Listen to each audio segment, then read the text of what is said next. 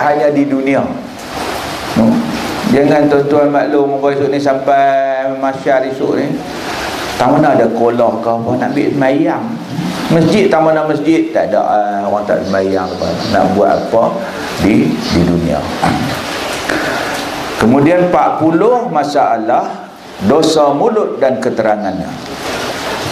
Ya saudaraku, mulut itu sebesar-besar bala dan sebesar-besar nikmat. Maka sebesar-besar balanya apa dia? Iaitu dengan sedikit geraknya boleh dapat dosa dengannya. Sikit saja kita mohon, sikit saja kita mengata, sudah dapat apa nama dosanya. Seperti mengupat dan mengacun dan memaki dan sebagainya. Seperti kata Arab, saghirul jirmi kabirul jurmi. Saghirul jirmi kabirul jurmi. Kecil bendanya dan besar dosanya boleh jadi daripadanya. Kecil besar, kecil daripadanya besar dosanya. Apa dia? Mulut. Kan dia boleh mengundang dosa yang cukup banyak. Sebab tu berkumur, walaupun berkumur ni kan dia bukan rukun wudu kan, tapi kita berkumur, masuk air dalam hidung, tu hak yang sunat-sunat tu buat. Hingga kepada yang dhaif dan tiada berkuasa mengangkat hatinya, tetapi lidahnya tiada dhaif kan.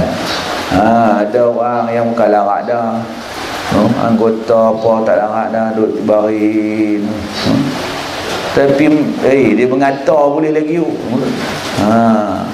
Nyata tu sakit dah, kaki tak boleh angkat dah, badan tu makan pun orang suap. Orang mai tengok dia, kawan-kawan mai tengok. Makcik nak apa abang baik ya. Makan dah. Harap ke menantu yang duk ada. Dah. Ketiga tak suap aku lagi. Wahai ke-12 orang suap dia dah.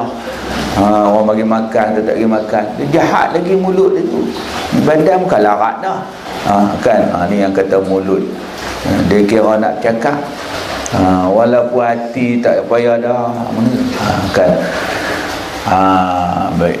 Maka banyaklah perkara dosa boleh dapat daripadanya, hatta dengan menjamuan dan bermanis-manisan, tutur kata dengan perempuan yang harus nikah dan menyakiti hati orang, boleh dikatakan ialah besar membuat dosa daripada anggota yang lain mulut. Ngata orang hidup merenyeh dengan bujang atau walaupun dia tua dah, tapi dia jadi tu mulut ni hak dia nak buat dosa, mendorong cukup senang. Jadi itulah antara apa nama dosa-dosa mulut. Apabila kita mengambil udhur, maka hilang dosa-dosa hak jenis tu. Kemudian dosa hidung dan kepala. Ya saudaraku, adalah hidung itu pada mula adalah hidung itu ada pula jahatnya. Apa jahat hidung pula? Iaitu suka mencium wangi yang haram. Seperti apabila berjalan ke pasar atau di kaki-kaki 5 kedai, kata dia, tiba-tiba datang bau cik nyonya. Dia tulis semua begitu. Atau perempuan yang haram sengaja dihisapnya atau mencium bau-bauan curi dan ambil dia dengan redha tuannya, atau meragut bunga tanaman-tanaman orang lalu dicium, maka semua yang demikian itu mendatangkan haram dengan hidup. Kita pergi supermarket, ada orang pakai wangi kan, kita pun tiup, lepas tu tak sedar pergi ikut, bagi bunga pula macam iklan dalam TV no? Kan dosa hidung dapat dosa. Sebab tu orang perempuan maklum-maklum ni pun tak usah duk bolah minyak wangi nak pergi supermarket, kesian kat kami. Nak selamat lagi buh minyak angin ni minyak gamat. Ni dah tentu dah selamat. No? Kesian kat orang jantan ni. Kita pakai tu menarik perhatian dah satu benda haram. No? Kawan hak cium tu pun dapat sama panggu. Hak yang saja-saja pergi cium lah pergi. Kan jangan wangi sangatlah. No? Menimbulkan fitnah. Maka dapat dosa bagi orang yang menghidunya. Kan. Adapun kepala ialah tempat otak yang selalu suka cenderung kepada memikir syahwat dan hawa nafsu yang haram. Kan otak kita duk fikir benda-benda hak yang belum, benda-benda yang tak elok, seperti memikirkan bagaimana jalan menipu daya mendapat harta haram daripada laba. Kan macam mana ni nak untung banyak ni, aku fikir tengok tu. Kita menyaga pokoknya niaga tu mikai hujan ni dia tak apa nak laku, mikai pula tak apa nak merah. Dia duk fikir lagu mana nak bagi nampak elok. Dia pun belah dua tu mikai, ambil plastik warna merah, buh ke atas tu. Sekarang yang ni saya biasa kena tu, tahu cerita bulan puasa banyak tahu dah lah, no? Saya pun jalan pergi tengok, pergi jumpa apa nama ni, Datuk Daud Taha kita, cikgu Daud Taha kita. Pergi tengok, Ustaz tengok apa? Tengok ni apa temikai nampak merah elok ni, ada dua sebelah-belah. Lalu macam ni Ustaz ambil satu, saya ambil satu, saya belajar. Dia pun beli, saya pun ambil balik. Orang nampak ni kan bulan puasa, dia ada bayar dulu, saya dapat free, dia dapat pahala. Balik rumah, ustazah buang plastik tu, tengok putih, mikai haram jadah. Yang merah plastik, no? Kecoh. Otak yang duk fikir benda ni, dia berdosa. Kan, dia berdosa, tuan-tuan dan puan-puan sekalian. No? Start saya kena tu lah, saya pergi ceramah mana expo dia jemput usahawan apa, dia peringat jangan, Nabi kata ada beberapa golongan, no, yang akan masuk neraka tanpa hisab. Salah satunya ialah peniaga yang khianat. No? Kan jual jagung, dia londe semua kain jagung, kan kulit dia tu tinggallah jagung saja, kan dia pergi bubuh dalam plastik warna kuning. Pasal apa?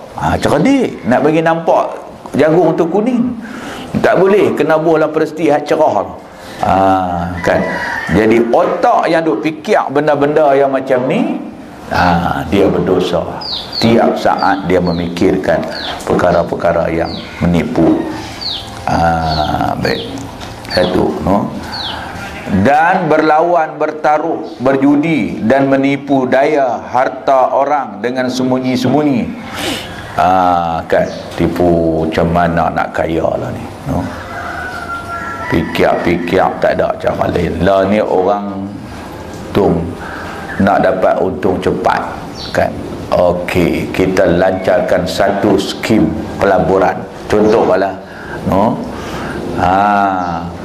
Buat keluar, kita buat keluar 1,000, sebulan boleh 100, kan 2,200, kan bayar. Macam mana bayar dengan cara ambil hak orang baru bagi kat orang lama. Betul, ada lagi dia ni pula boleh cari lagi, ada komisen pula duk cari, duk balas kawan hak baru tu bagi kat kawan lama. Sampai satu masa tak ada orang masuk, habis lingkup habis semua. Kawan hak mula di atas tu untuk hak bawah ni kan melengung rata. Tu yang jadi satu masa dulu duduk atas pokok moktan, duk kira daun moktan 100, 200, kan sial kawan ni jadi mangsa. Orang yang duk fikir nak tipu tu, dia dapat dosa dengan otak yang ada dalam kepala dia, no? Lainlah orang yang ada akal, ada otak, dia duk fikir benda-benda tauhid umpamanya, no? Dia mengaji, dia mengkaji tumbuh-tumbuhan, akhirnya dia nampak, subhanallah, no? Allah Ta'ala maha bijak mencipta, no? Jadi malam siang kan, Allah dia mengkaji, dia orang research, dia orang buat kajian. Pandai Allah Ta'ala buat manusia ni. Kalau Allah Ta'ala bagi semua kaya kacau, kita ada kebun getah, siapa nak motor? Semua orang kaya. Mujung Allah bagi ada juga orang miskin, boleh dia kerja kebun kita. Kan ada yang senang, ada yang susah, barulah kan jadi satu bentuk kehidupan yang sempurna. Cantik Allah Subhanahu wa Ta'ala. Allah jadi manusia kan, dia berfikir cantik, orang laki-laki, ada perempuan kan, orang perempuan pula Tuhan buat jadi cantik, elok, suka pada kecantikan kan, lembut. Cuba Allah Ta'ala jadi orang perempuan pun macam Malik Nur, kan berulai tu, angkat berat apa semua tak haru, dia hampuk lagi, dia sari 4 kali. Jadi Allah bagi elok dah orang perempuan ini, orang laki-laki lembut, kasar kan, perempuan lembut sikit. Dia boleh menyusu anak, susu pun Tuhan tak elok pun depan, no? Nak bagi minum anak senang. Kalau Allah Ta'ala buat belah belakang haru, bawa anak makan kenduri, anak kata mak nak nen, pergi belakang belakang, no? Tak ke susah, no? Jadi dia fikir benda-benda yang boleh menjadikan dia dapat pahala. Yang tu Tuhan suruh kan.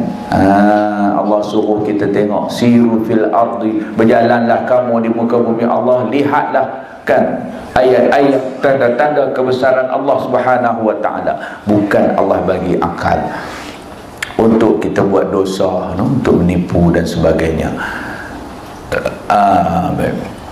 Kemudian dia kata, dan menipu daya harta orang dengan sembunyi-sembunyi, dan memikirkan pendapat perempuan, mendapat perempuan haram, berzina di samping berdamping dan berhampir dengannya dan sebagainya. Dia duk fikir benda-benda yang nak boleh menjadikan dia berdosa. Itulah misal kedatangan dosa hidup dan kepala. Jadi bila kita ambil wudu, kita ambil ayat sembahyang kan, keluar dosa-dosa ni. Baik. Kemudian masalah 42, ghalib kedatangan dosa. Maka bermula ghalib kedatangan dosa itu ialah dari mata. Dia kata kebiasaannya segala dosa yang kita buat dia main dari mata. Dia main dari mata dulu kan. Mata contohnya jalan pergi pekan mana ke kan, tinggal tengok kedai mai, dia mula syok. Balik rumah mula dia perecut, dia paksa laki dia, kan, dengan orang boleh beli kat nah belah rumah pun laki dia beli, dia pak hang tu apa lagi kedekut, mula dia pergi tengok bila dia pergi tengok, dia main dosa, dia main lawan suami, dia main segala-galanya. Tu dia kata ghalib dan datangan dosa ialah dari mata, kerana perkara dosa yang jauh apabila terpandang kepadanya, dengan senang ia pergi kepadanya. Kemudian telinga pun bekerja sama dan mulut pun membantu hingga boleh jadi dosa besar dengan sebabnya, dengan sebab mata mula-mula tengok. Dengan kerana itulah umum pada hadis bab ini pada masalah 37 dengan menyebut gugur dosa yang dilihat oleh mata pada waktu mengambil air sembahyang, kerana semuanya dosa anggota pada muka ghalibnya. Sebab semuanya asal daripada muka. Mata tengok ataupun telinga dengar, otak duk fikir macam mana. Dia mula situ kan, headquarters dia kepala. Lepas tu baru dia arah, arah tangan, arah mulut, arah semua tu buat benda tu kan, daripadanya dan dengan sebagainya. Maka manakala dibasuh muka kerana wudu, gugurlah dosa mata dan telinga dan mulut dan hidung dan kepala. Dengan umum hadis itu dan dengan tolong hadis lain menerangkan sebagaimana mafhum ini, ialah telah diterangkan oleh Ibnul Arabi di dalam syarah Sahih At-Tirmizi. Mana kawasan muka ni kan sangat penting kita bersihkan, sebab dari situ punca berlakunya dosa-dosa yang lain. Maka elok kita kerap mengambil wudu. Masalah 43, dosa tangan dan keterangannya. Bermula dosa tangan itu boleh jadi banyak daripadanya. Pasal apa? Kerana kebiasaannya mengambil dan mencapai, maka tangan jahat itu mencapai ia akan yang haram dan yang dosa besar dan dosa kecil.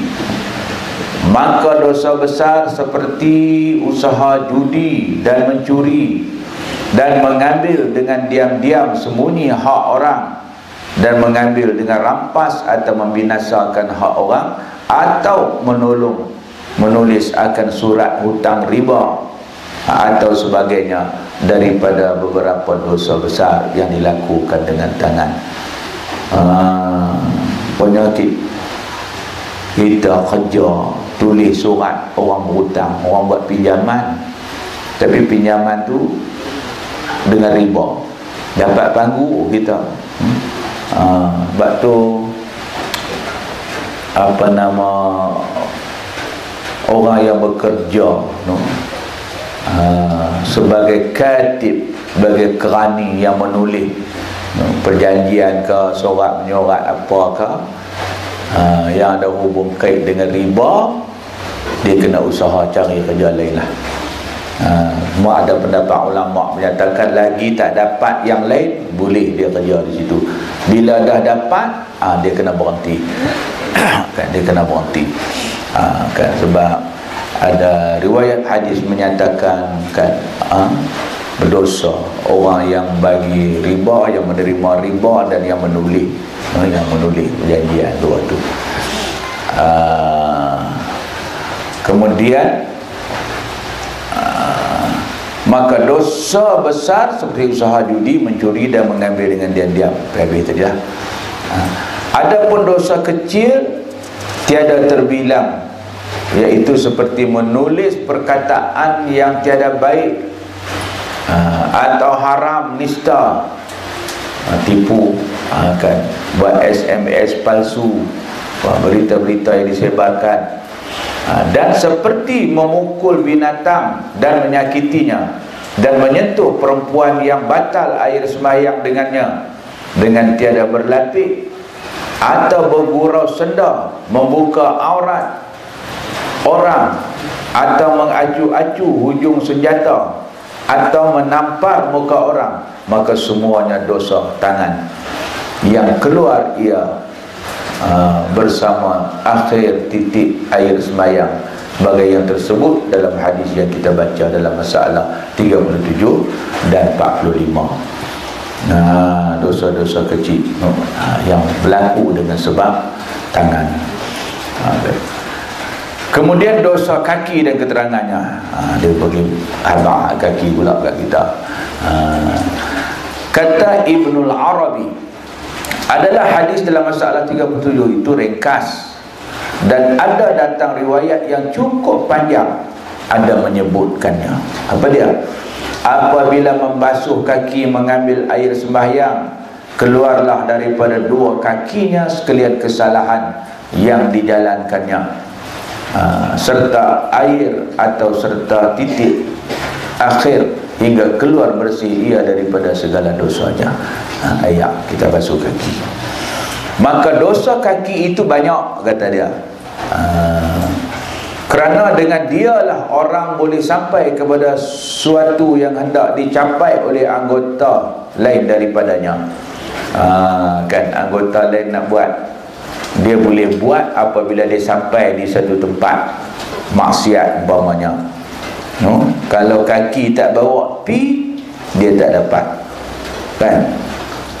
Contoh orang dia nak pi mengurut di mana? Belah balik sana Danau. Di sana mengurut, bukan orang jantan, orang perempuan.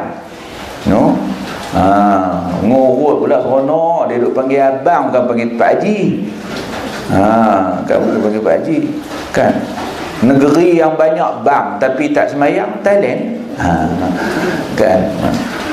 Kita pun duk dengar orang cerita seronok nak pi. Dia pun pi mengurut lah contohnya. Kan? Macam mana dia boleh pi buat benda yang haram tu? Pasal kaki bawa. Maka anggota lain pun boleh buat. Tu contoh, kalau kena mengena yang masih hidup atau yang masih mati. Sekiranya barang payah dipandang dari jauh, maka kakilah mendekatkannya. Benda yang haram jauh tak ditengok, tapi dia boleh nampak apabila kaki bawa dia. Dan jika sekiranya barang suatu itu tidak dapat dicapai dengan tangan, maka kaki pun pergi menghampirkannya dan sebagainya daripada segala perkara dosa yang jauh.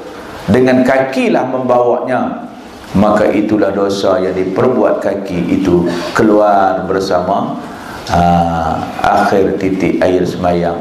Maka betapalah kelebihan mengambil air semayang. Kan, yang mana kita kesalahan yang kita tak tahu, yang dulu lepas-lepas kita rajin mengambil wudu, pergi masjid pula. Kita sebut selalu tiap langkah dia pergi masjid, diampunkan dosa dia, kan? Diangkat derajat dia. Kita ambil ayat sembahyang, amalan-amalan macam ni hendaklah dilakukan supaya padam segala dosa-dosa kesilapan kita yang kalau ada, dosa hak jenis anggota yang kita lakukan sebelum ini. Ini antara kelebihan. Kemudian dosa yang diampun Allah Subhanahu wa taala dan yang hapus disapu oleh wudu itu ialah dosa kecil-kecil, dia kata. Dosa kecil. Adapun dosa besar, dia hendaklah bertaubat nasuha, bertaubat kepada Allah Subhanahu wa taala. Ni yang kata kenapa ni kita tak payah taubat dosa kecil lah. Dengan kita ambil ayat semayang, kubur, tak payahlah ambil ayat semayang, ya Allah, ampunlah dosa aku, basuh muka, ampunlah dosa muka aku, mata aku, telinga aku. Tak payah, ambil wudu je. Dia automatik kan, membersihkan dosa anggota. Kecualilah dosa besar yang kita pernah lakukan. Yang ni dia kena bertaubat sungguh-sungguh kepada Allah dengan syarat-syarat taubat lah. Maka jika sekiranya dosa besar seperti mengupat dan mengacuh dan mencuri, berjudi, berzina, minum